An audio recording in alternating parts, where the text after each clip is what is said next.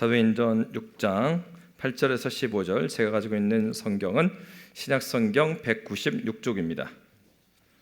사도행전 6장 8절에서 15절입니다. 스데반이 은혜와 권능이 충만하여 큰 기사와 표적을 민간에 행하니 이른바 자유민들 즉 구레네인, 알렉산드리아인, 갈리기아인, 아시아에서 회당에서 어떤 자들이 일어나 스데반과 더불어 논쟁할세.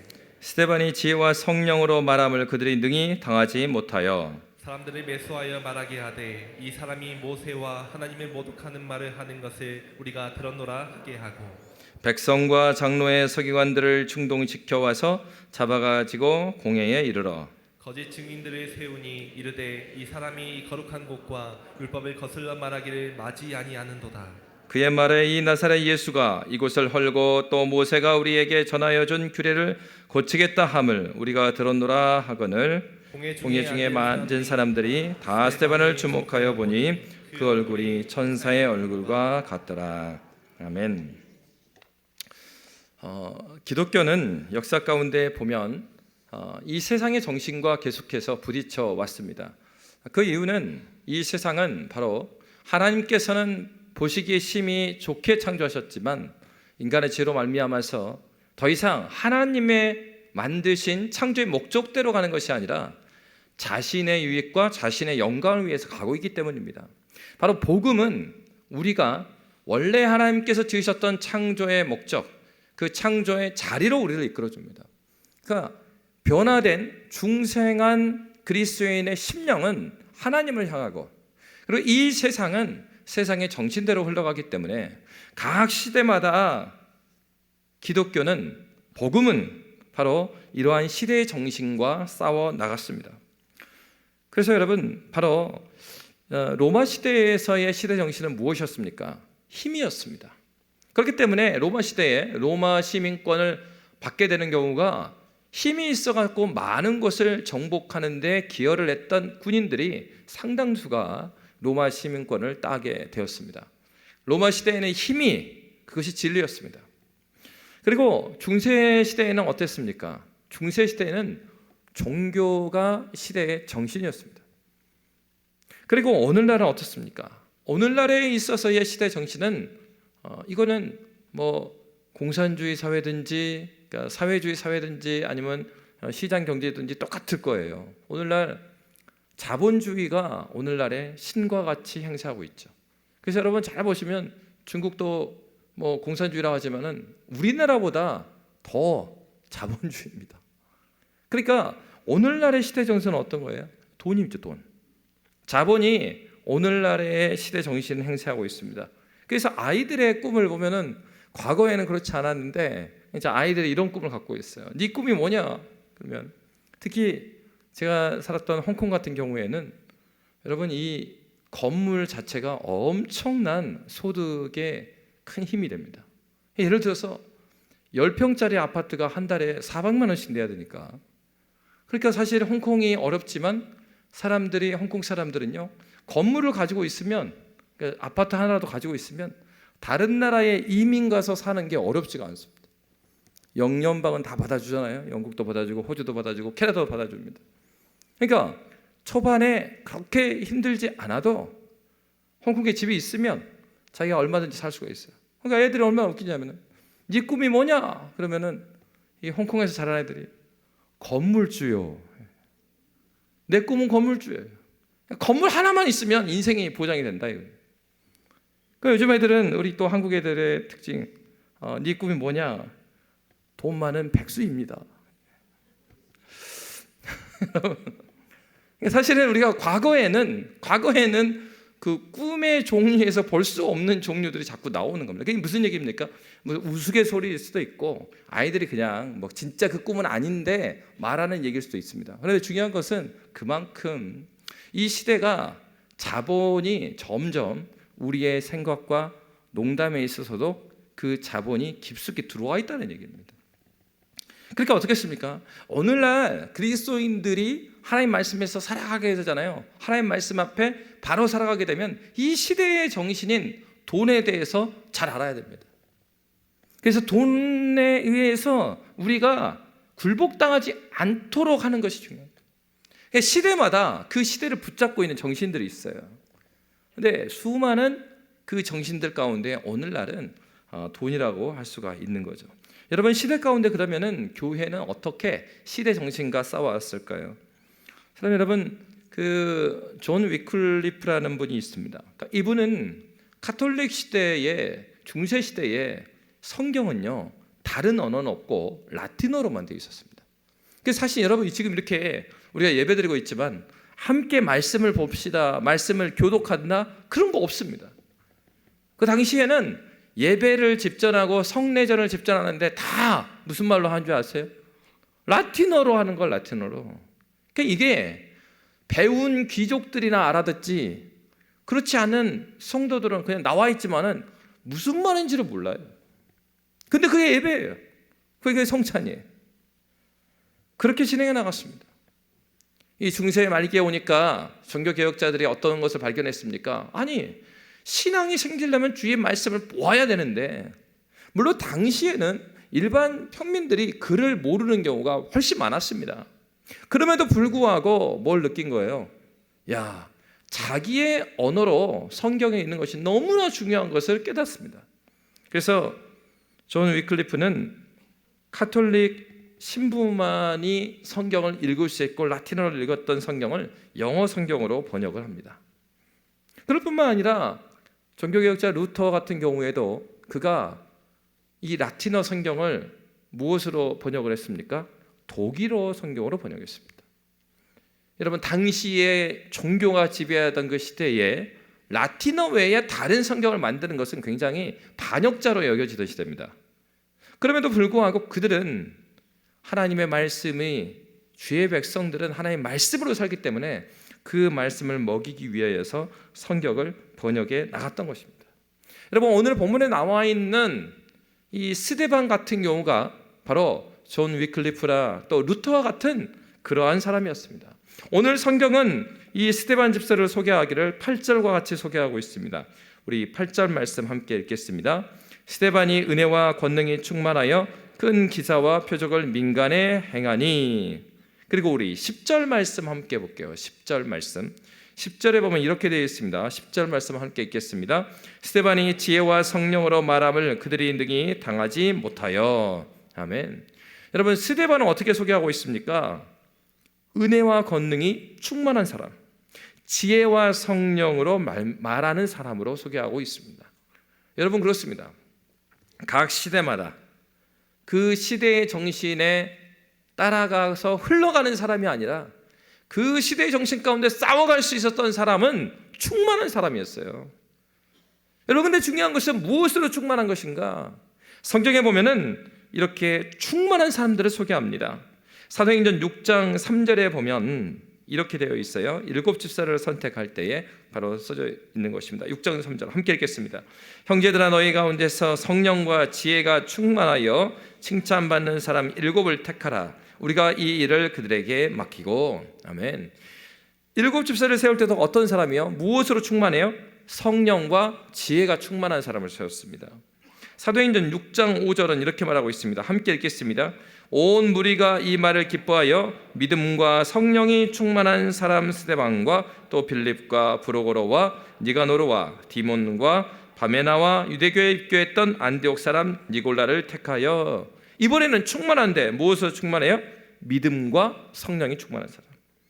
사도행전 7장 55절은 이렇게 말합니다. 우리 함께 읽도록 하겠습니다. 스데반이 성령 충만하여 하늘을 우러러 주목하여 하나님의 영광과 및 예수께서 하나님 우편에 서신 것을 보고. 아멘. 여러분, 충만이라는 것은요, 가득 차서 넘치는 걸 충만이라고 합니다. 그러니까 물이 이 정도로 차 있는 게 아니라 흘러 넘치는 게 충만이에요. 근데 무엇으로 충만되어 있다고 그랬어요? 7 집사나 그 시대 가운데 정말 하나님 앞에 헌신했던 사람들을 성령과 지혜가 충만하고 믿음과 성령이 충만한 사람들, 바로 시대적으로 이 시류에 흘러가지 않고 하나님 앞에서 그 말씀의 올곧음 가운데 살아갔던 사람들, 그 사람들은 충만한데 성령으로 충만한 사람들이었습니다. 여러분, 그렇습니다. 오늘 성경은 바로 이 충만한 스데반 집사에 대해서 이야기를 하고 있는 것이죠. 바로 은혜와 권능이 충만해서 8절에 보니까 스데반이 뭘 했습니까? 큰 기사와 표적을 민간에 행하였다, 이렇게 말합니다. 여러분, 각 시대마다 이렇게 하나님 말씀에 충만하고 성령 충만하여서 믿음과 성령의 권능으로 하나님 말씀대로 살아가려고 하는 사람들, 각 시대마다 어느 시대도 복음에 충만한 것을 좋아하는 시대들은 없습니다. 각 시대의 정신은 시대의 정신, 인간의 욕망을 따라서 흘러가는 방향이 있습니다. 그 방향은 하나님 나라가 아니에요.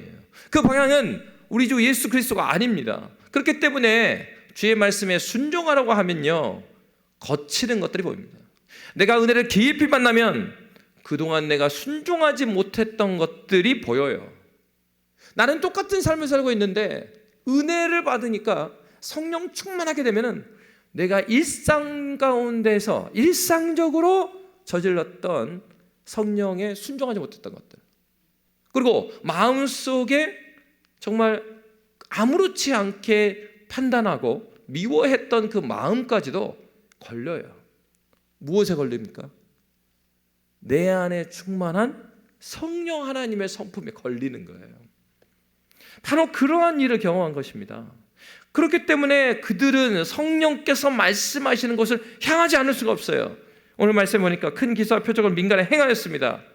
그렇게 되니까 어떤 일이 일어납니까? 9절 말씀에 보면 이렇게 되어 있습니다. 이른바 자유민들 즉 구레네인 알렉산드리아인 길리가와 아시아에서 온 사람들의 회당에서 어떤 자들이 일어나 누구하고 논쟁했어요? 스데반과 더불어 논쟁할세. 이런 일이 발생하는 거예요.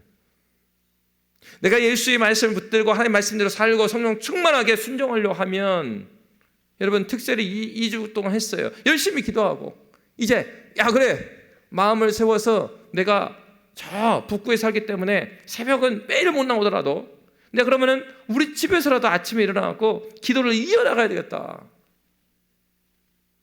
아멘이신데 그럴 때마다 어떤 일이 발생해요? 갑자기 회사에서 빨리 오라 그러네. 갑자기 일이 생겨요. 여러분, 하나님 말씀대로 살아가려고 할 때마다 사단은 가만두지 않습니다. 그리고 이 시대의 정신은 거기에 동의하잖아요. 그때마다 우리에게 브레이크가 있습니다. 여러분, 오늘 본문에도 어떻습니까? 하나님 말씀에 충만하여서 성령 충만해서 스데반이 은혜와 권능으로 그리스도 예수의 복음을 전하니까 논쟁이 생겨나기 시작합니다. 여러분, 이 구절에 나타난 이름들을 보십시오. 자유민들이라고 그랬어요. 구레네인, 알렉산드리아인, 길리기아와 아시아에서 온 사람들. 이 사람들 어떤 사람들입니까? 한마디로 디아스포라 유대인들이에요. 7 집사들을 유대 그리스도인에서 뽑았다 그랬어요? 헬라파 그리스도인에서 뽑았다 그랬어요? 헬라파 그리스도인들을 뽑았죠. 디아스포라 유대인들에서 7 집사를 뽑았단 말이에요. 그러니까 스데반 집사도 어디 사람이에요? 예루살렘 사람이에요? 아니죠. 디아스포라 유대인이었어. 그도. 그러니까 그는 헬라어를 자유자재로 말할 수 있었습니다. 그러니까 오늘 나와 있는 사람들 누구냐? 구레네인, 알렉산드리인, 길리가와 아시아에서 온 사람들. 이 사람들이 다 뭘 써요? 히브리어를 써요? 헬라어를 쓰는 거예요. 헬라어. 그러니까 오늘날로 말하면은 해외 사는 교포들인 거예요. 그래서 한국에서 큰 복음 대회를 하는데 미국에서, 영국에서, 호주에서, 홍콩에서 막 날라온 거예요. 그 사람 다 뭘 쓰죠? 영어를 써요. 영어를. 그러니까 영어를 쓰는 사람들, 한국어보다 영어가 자유로워요. 그러니까 그들에게 이제 스데반 집사가 영어로 말씀을 전했던 거예요. 그러면 여러분, 사실은요, 유대인의 입장에서 보면 예루살렘에 있는 사도들보다 여러분 해외에 살고 있었던 그 유대인들이 서로 유대감이 있습니다. 저도 그 광주에서 학교를 다니긴 했죠. 근데 여러분과도 유대감이 있지만 저 누구하고도 또 유대감이 있냐면 이민교회 다니시는 분들하고 깊은 유대감이 있어요. 여러분, 해외에서 사시다 보면 재밌는 건 그 사람이 영국에 살든 미국에 살든 호주에 살든 대한민국 사람들은 해외 나가면 뭐가 되죠? 애국자가 됩니다. 여기 한국에 있어서나 뭐 서로 어떻고 저떻고 그러지, 나가면 영어로 막 대화하다가 한국인이세요? 발음이 왠지 김치 영어야. 그러면 이제 물어보는 거죠. 한국 분이시냐고. 너무 반가운 거예요. 그 사람이 뭐 어느 지역이든 뭐 그 상관없습니다. 그 자체가 너무 반가워요. 여러분 그렇습니다.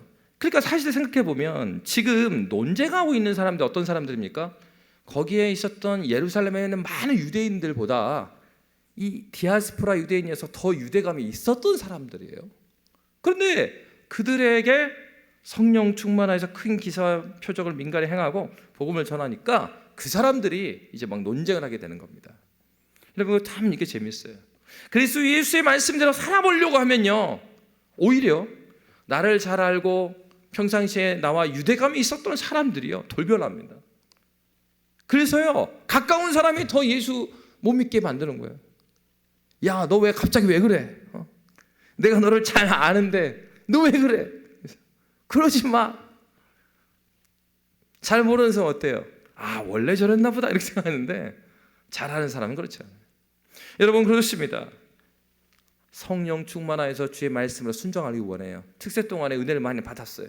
그리고 하나님께 순종하고 살고 싶어요. 그러나 이 시대는, 이 세상은 그렇게 하나님 말씀 가운데 순종하고 주님께 가까이 가려는 것을 반겨하지 않습니다. 여러분 바로 오늘 본문에 보니까 그렇게 할 뿐만 아니라 이 세상에 어떻게 했습니까? 말씀에 보니까 이들이요 어느 정도로 하냐. 11절을 보십시오. 우리 11절부터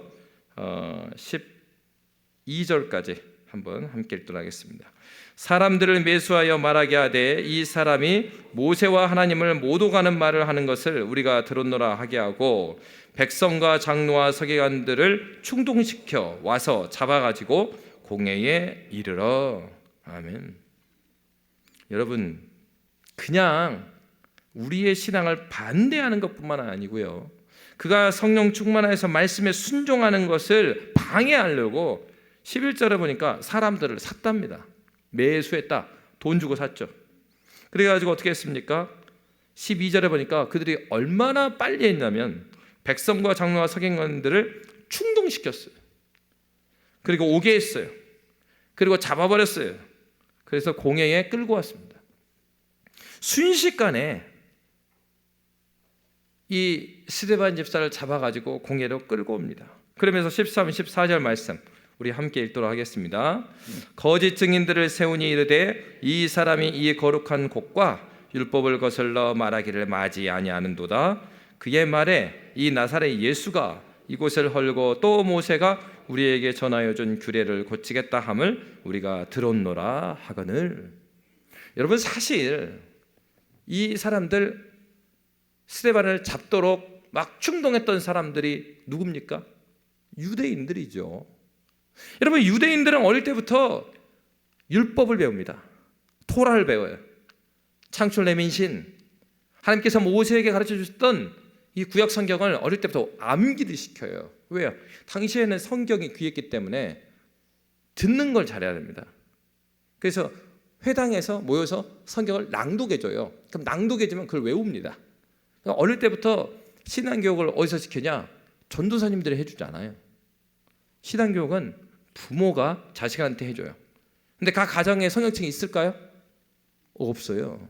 그 성경책은 저 고위급 관리나 왕들한테나 있는 거지 책 자체가 너무 비싸기 때문에 일반 사람들은 성경책 가질 수가 없어요. 그러니까 어떻게 해야 되겠습니까? 주의 말씀이 귀하죠. 그러니까 하나님 말씀 들으면 읽어주면 그거를 외우는 거예요. 그래서 가정에서 어떻게 해요? 어릴 때부터 암기하고 있는 말씀이 많으니까 그걸 그대로 자녀한테 암송시킵니다. 여러분 어릴 때부터 그렇게 자란 사람들이 유대인입니다. 예루살렘에 살든 아니면 저기 멀리 뭐 길리기아에 살든 알렉산드리아에 살든 상관없어요. 유대인이라고 하면, 그리고 유대인들인데 예루살렘까지 이렇게 왔다면 그들은 정통 유대인이에요. 그 말은 구약 성경 최소한 토라, 창출 내민신은 암송하고 있는 사람들이에요. 무슨 얘기입니까? 하나님 말씀을 굉장히 잘하는 사람들입니다. 그런데요, 하나님 말씀 중에 오늘날도 우리가 십계명을 지키잖아요. 근데 십계명에 어떤 말씀이 있습니까? 하나님께서는 거짓이 있는 분이 아니죠. 그래서 거짓 증거하지 말지니라. 그들이 하나님의 율법을 아는 사람이에요. 십계명을 아는 사람이에요. 그리고 이렇게 거짓 증언을 했을 때 이것이 얼마나 큰 죄인지 그들이 압니다. 그런데 그들의 대적자라고 여겨지는 스데반을 잡기 위해서 모두 다 무시하는 거예요. 그들이 믿는 하나님의 말씀도 다 무시해버리는 겁니다.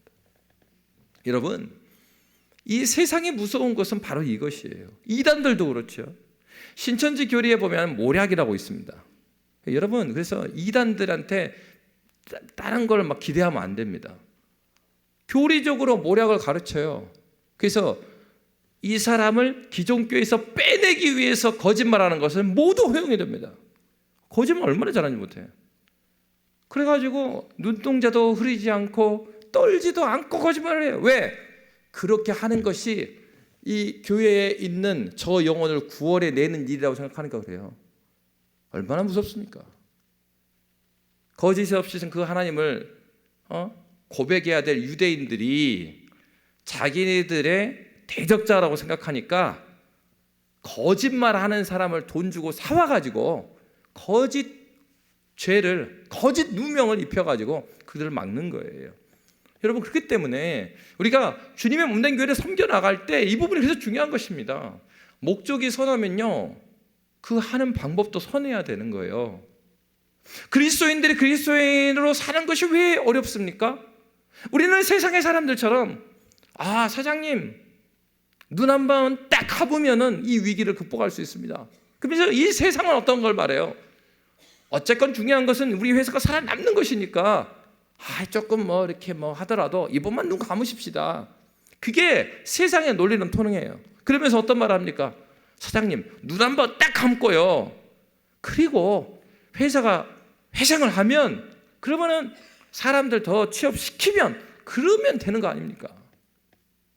그래서 그 영역에 있어서의 부정부패를 그냥 그대로 이건 사장님 이거는 전례가 있고 이 업계에서의 관행이니까 우리만 그런 게 아닙니다. 그럼 어떻게 되는 것입니까? 그러니까 그리스도인들이 그거에서 끄덕끄덕이면서 같이 동의를 해나갈 때 회사는 살 줄 모릅니다. 근데 이 사회는 어떻게 돼가고 있어요? 하나님 나라와 멀리 멀리 떠나가는 거예요. 의뢰 그렇구나. 그냥 돈 버는 것은 그 정도 검정색 물감은 치는 거 치는구나. 네가 지금 사회 초년생에서 모르는 건데 조금만 더 있어봐. 너도 이해하게 될 거야. 앞에 믿는 선배가 하는 얘기가, 회사에 믿는 선배가 하는 얘기가, 야 처음에 나도 그랬어. 한 10년만 버텨라. 그러면 나를 이해하게 될 거야. 아니 그게 무슨 말인가 했더니 나중에 보니까 타협해라 이 말이에요. 그 정도는 다 손에 그 정도 꾸정물 묻히지 않고 사회생활하는 걸 없으니 그렇게 나가자. 그럼 그렇게 살아가면 어떻게 됩니까? 나중에는 가만 보면요, 그리스도인보다 예수 믿지 않는 그 사람이 더 깨끗한 거예요. 이거 어떻게 하나님의 자녀라고 말할 수 있겠어요? 그럼 우리가 주님 몸된 교회를 섬겨나갈 때도 마찬가지고 우리가 하나님께서 맡겨준 일을 할 때도 마찬가지고 방법에 대한 고민이 있어야 되거든요. 이게 정말 하나님께 기뻐하시는 것인가? 답이 안 나오면 무릎 꿇어야죠. 무릎 꿇고 하나님께 물어봐야 될 거 아닙니까? 하나님 정말 제 지혜로는 길이 안 보입니다. 하나님 근데 있는 길이라고는 지금 이 불법을 행하고 정말 이 영역을 더 꾸정물로 만드는 방법밖에 없는데 하나님 제가 어떻게 되겠습니까? 나는 회사의 사장으로 오기 전에 하나님 나라의 대사로 이 회사에 와 있는데 주님 나라를 위해서 내가 어떻게 되겠습니까? 하나님 지혜를 주십시오. 살려주십시오. 그러니까 그러한 집사님에게 있어서는 일하는 현장이 어떤 자리입니까? 일하는 현장이 기도의 현장이고, 일하는 현장이 어떤 현장이에요? 하나님의 살아계심을 만나는 현장이 되는 거예요. 그런데 순종하지 않는 현장을 계속해서 가지게 되잖아요. 그러면 살아계신 하나님을 내 삶 속에서 못 만납니다. 죽었다 깨어나도 못 만나요. 왜 기적이 일어나지 않습니까?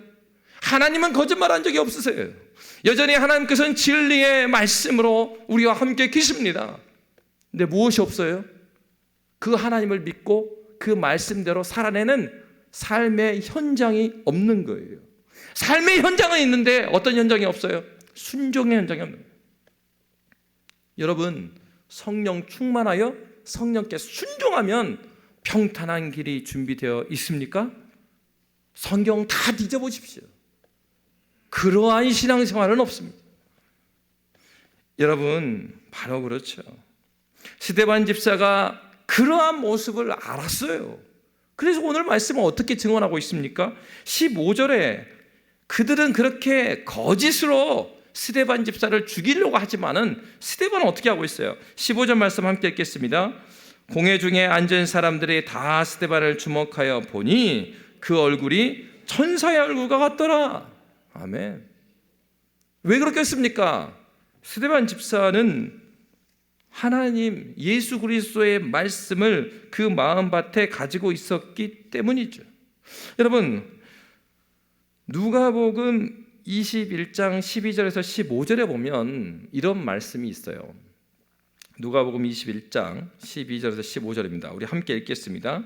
이 모든 일 전에 내 이름으로 말미암아 너희에게 손을 대어 박해하며 회당과 옥에 넘겨주며 임금들과 집권자들 앞에 끌어가려니와 이 일이 도리어 너희에게 증거가 되리라. 그러므로 너희는 변명할 것을 미리 궁리하지 않도록 명심하라. 내가 너희의 모든 대적이 능히 대항하거나 변박할 수 없는 규병과 지혜를 너희에게 주리라. 아멘. 예수님께서 무슨 말씀하셨습니까? 예수님께서 예수 믿고 순종하여 성령 충만하여 그 길을 걸어가면 모든 평탄대로가 일어난다라고 말하는 것이 아니라 무슨 얘기 하셨어요? 너희에게 박해가 있을 것이다. 너희를 박해하며 회당과 옥에 넘겨줄 것이다. 여러분, 어떤 것입니까? 스데반 집사가 성령 충만해 하는 말씀에 순종을 했습니다. 그랬더니만 가까우게 있었던 사람들이 오히려 논쟁을 하면서 사람들을 사가지고 자신을 공회에다가 팔아버리는 겁니다. 누명 씌워가지고. 그런데 스데반 집사는 천사같이 얼굴이 환해요. 왜요? 바로 그가 박해를 받음으로 스데반 집사가 뭘 발견한 겁니까? 그렇구나. 예수께서 말씀하셨던 일이 나한테 일어나다니. 정말 하나님 말씀대로 순종하니까 지금 박해를 통하여서 하나님의 말씀이 이루어지고 있는 것을 나에게 보여줬구나. 주님이 그와 함께 하심을 깨닫게 되는 거예요. 하나님 말씀에 순종하고 그 순종의 현장을 가지고 있는 사람에게 박해가 올 때, 그러므로 야고보도 뭐라고 말했습니까?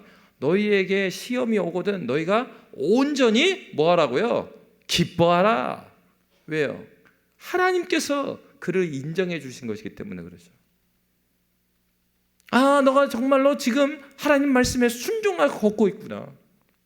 여러분, 내가 예수 믿고 살아가는데 내 삶 가운데 평탄함만 있다? 그 문제가 있는 것입니다. 왜 평탄하겠어요? 그리스도 예수께서 보여주신 그 길과 세상에서 말하는 길은 부딪힘이 있어야 정상인데 둘 중에 하나죠. 내가 세상 전혀 어떠한 반응에도 불구하고 꿋꿋이 하나님만 바라보고 그냥 밀고 지나가고 박해가 와도 신경 안 쓰고 그렇게 살아갔거나, 아니면 정반대지 않겠어요? 내가 생각하는 생각이나 세상의 정신이나 비슷하니까 부딪힐 게 없는 거죠. 내 삶의 현장에서 하나님의 뜻에 어긋나는 게 보이지가 않는 거예요. 왜요? 성령 충만하지 않으면 안 보입니다. 내 안에 무엇이 충만하여 있는가, 이걸 봐야 되죠. 그렇기 때문에 여러분, 그리스도인들이 반복해서 해야 되는 것은 예배를 회복해야 되는 겁니다. 은혜를 회복해야 돼요. 정결한 마음 주시옵소서. 오 주님, 정결함을 회복할 때, 우리가 하나님의 거룩함을 닮아갈 때 거룩하지 않은 것에 대한 민감함이 생겨나는 겁니다. 그러죠. 그러니까요, 이렇다는 거죠. 예전에 얘기를 해요. 한국은행에 다니시는 집사님이 계시는데 그러면 그 한국은행에서 돈을 많이 만져보시겠네요. 많이 만져본대요. 하루 종일. 요즘에는 이제 기계지만 옛날에 돈 이렇게 지폐 이렇게 샜다는 거예요. 와, 그러면은 집사님 저 위조 지폐 구분이 가능합니까? 그러니까 그분들은 하루 종일 이 돈을 만지니까 이 보지도 않고 이 눈으로 보는 거가 중요한 게 아니라 손의 감각으로 내가 지금 한 장 넘겼는지 두 장 넘겼는지도 느끼고 거기에 위조 지폐가 뭔지도 찾아낸다는 거예요. 어떻게 찾아냅니까? 별거 없습니다, 목사님. 별거가 뭔데요? 하루 종일 계속 진짜 돈을 세보세요. 그러면 느낌만으로도 안 돼. 이게 막 하다가 이상한데? 탁 빼내. 그 위조 지폐. 그러니까 무엇입니까? 하나님 말씀 앞에 내가 가까이 오면 가까이 올수록, 주의 은혜 가운데 더 깊이 가면 깊이 갈수록 진짜가 아닌 것에 대한 그 민감성이 높아지는 거죠. 그러니까 왜 그리스도인들이 이 은혜의 수단인 예배를 사모하고 기도의 자리를 놓치지 않고 부단하게 나를 주님의 예배 자리에 끌어당겨야 되는 이유가 무엇입니까? 진짜가 되신, 진리가 되신 우리 아버지 그리스도 예수께 가까이 할 때 그렇지 않은 것이 분별이 되는 거예요. 그러므로 신자에게 있어서는 순종의 현장이 있기 이전에 무엇이 있어야 되겠어요? 하나님을 예배하는 예배의 현장이 있어야죠. 기도의 자리가 있어야죠. 그곳에서 주님을 깊이 만나야 합니다. 바로 그럴 때 우리에게 있어서 이 세상이 요구하는 것이 무엇인가, 내 안에 정욕이 반응할 때 바로 반응할 수 있어요. 내 욕심이 발동하고 있구나. 내가 지금 진리 가운데 싸우지 못하고 있구나. 유혹되고 있구나. 언제요? 성령 충만할 때 그 분별이 가능합니다. 주님께 가까이 올 때.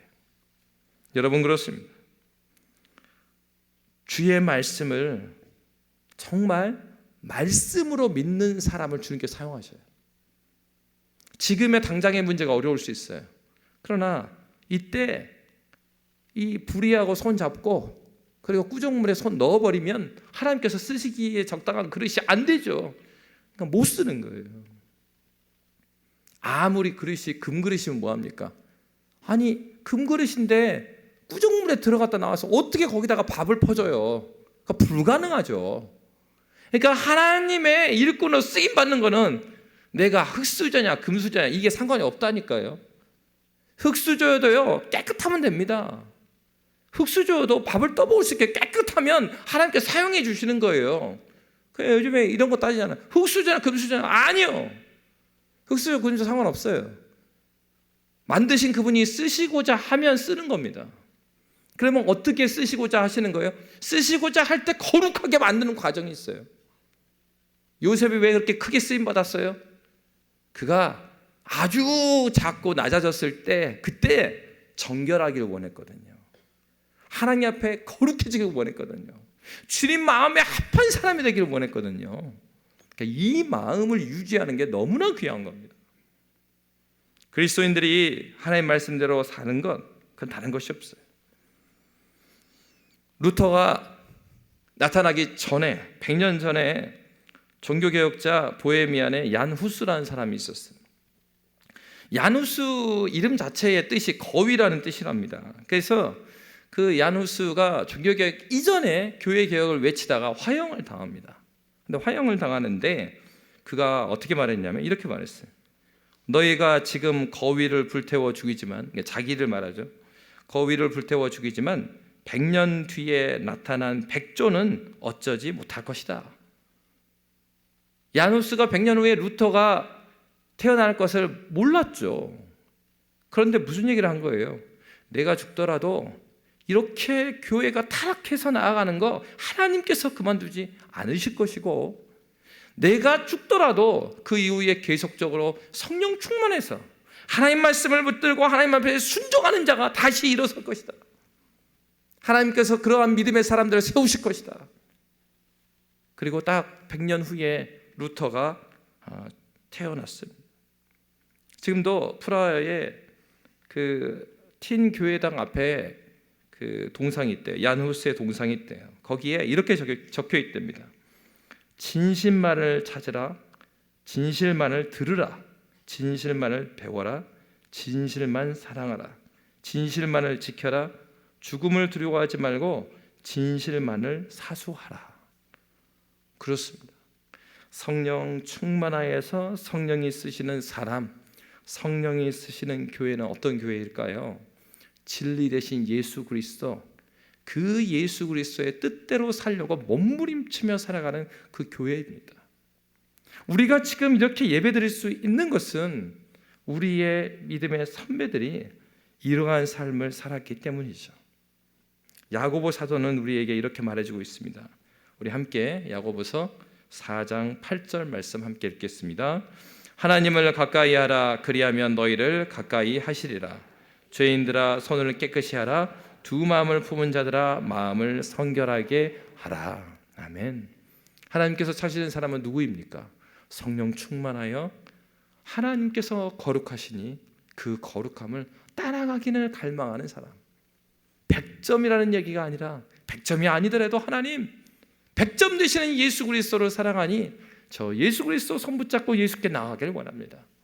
포기하지 않고, 넘어졌다 하더라도 쓰러져 앉아 있는 것이 아니라 다시 일어나서 주님 말씀 의지해서 예배 자리에 나오고, 여러분 기도 실패했으면 다시 세우세요. 다시 언제 세울까요? 11조 새벽기도 때 세우십시오. 다시 오셔서 기도하고 넘어질 수 있어요. 다시 또 세우세요. 그리고 하나님께 기도하십시오. 하나님께서 내 입을 넓게 열라 내가 채우리라고 말씀하십니다. 지금도 채우기를 원하시고 이렇게 세우시기를 원하시는 그 하나님께 나아가는 저와 여러분이 되시기를 주의 이름으로 축원합니다.